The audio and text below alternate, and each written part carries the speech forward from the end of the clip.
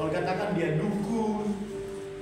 Maka waktu dilihat Simon, Filipus yang orang biasa itu, biasanya Simon si tukang sihir ini bukan Yesus ya, tapi tukang sihir. Waktu lihat, ada yang lebih dahsyat dari saya. Karena penghasilan dari Simon itu adalah waktu dia menyembuhkan orang-orang yang di Samaria. Berkuranglah penghasilannya. Akhirnya dia ikut Filipus. Kira-kira dibaptis nggak dia? Dia menyerahkan diri dibaptis, tetapi dia pura-pura. Dia pura-pura dibaptis, pura-pura ikut Filipus. Tetapi satu saat dia berkata dia mau beli itu kuasa. Tapi Filipus langsung berkata, kau binasa. Ingat, ikut Tuhan harus sungguh-sungguh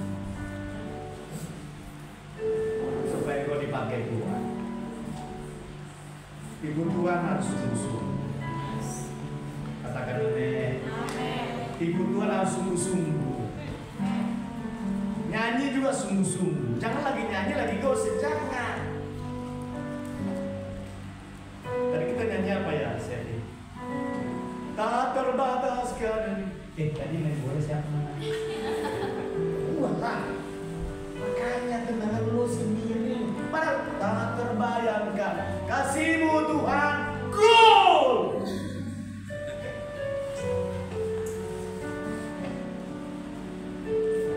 Nyanyi sungguh-sungguh. Kalau lagi nyanyi, kalau WL bilang, bagaimana semangat? Semangat, jangan lemas. Gimana saudara mempersiapkan diri untuk menghadapi hari-hari ke depan, tahun-tahun yang akan mengalami masa kesukaran? Diperlukan orang-orang muda yang dipenuhi dengan kuasa Roh Kudus seperti Filipus. Harus begitu. Bilang sebelah, tahu orang muda yang dipenuhi dengan kuasa Roh Kudus. Suaranya mana? Ayo kan? Kau orang muda yang dipenuhi dengan kuasa Roh Kudus. Ingat, Roh Kudus tidak memandang siapapun engkau. Waktu saudara, waktu orang muda membuka hatinya, dipenuhi Roh Kudus dan dipakai Roh Kudus, maka engkau menjadi orang muda yang dahsyat dipakai. Masa mendatang, saudara akan dipakai dengan dahsyat yang luar biasa. Ada yang bernubuat, ada yang dipakai dengan mimpi. Kan sebenarnya begini. Kalau kita sudah diberi Roh Kudus, maka kita manifestasi Roh Kudus adalah kita akan mendapat buah roh. 9 buah roh. Waktu meningkat lagi, maka dia akan Roh Kudus berikan apa? Karunia. 9 karunia roh. Itu lebih dahsyat lagi. Tapi memang itu biasanya diberikan kepada orang-orang yang memang secara khusus. Ini saya mau sampaikan, ini contohnya.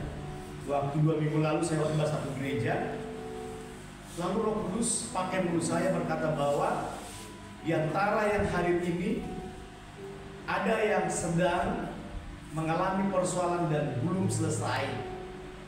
Dan Tuhan katakan, Roh Kudus katakan, hari ini engkau akan selesai dengan persoalan. Selesai ibadah, tahu nggak ini?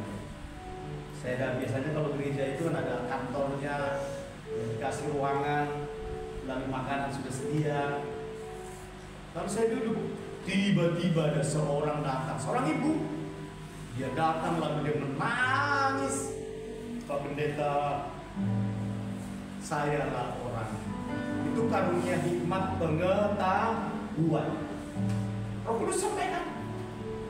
Lalu setelah begitu, lalu sharing bersama gembala 1 jam.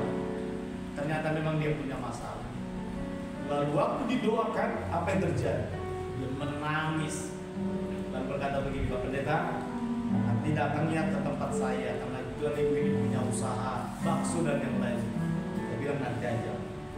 Lalu setelah kita makan, ini hebatnya dasar Roh Kudus. Lalu kan ada meja, ada saya, ada ibu wakil gembala, ada bapak gembala, ada 4. Waktu lagi makan, Roh Kudus kata begini, doakan. doakan. Maksudnya si ibu ini yang sebelah sini. Saya bilang, Tuhan ini lagi makan, tapi tangan saya udah gemetar, gimana? Saya mau doakan, tapi saya percepat makan. Waktu saya doakan, dia mulai berbahasa roh, lalu sudah tingkat tinggi. Dia punya karunia, bukan lagi hanya berbahasa roh, tapi dia punya karunia bahasa roh. Dia bahasa apa namanya itu? Dia bahasa Mandarin tapi kuno. Tapi sayang hari itu tidak ada orang yang dipakai dengan karunia. Kan ada karunia menafsirkan bahasa roh. Tapi yang dimiliki ibu ini hanya karunia, dia berbahasa roh. Tapi ditanya Tuhan kasih kepada saya. Saya sampaikan, ibu pernah mengalami yang seperti ini. Dia cerita langsung, iya Pak Pendeta, waktu saya mulai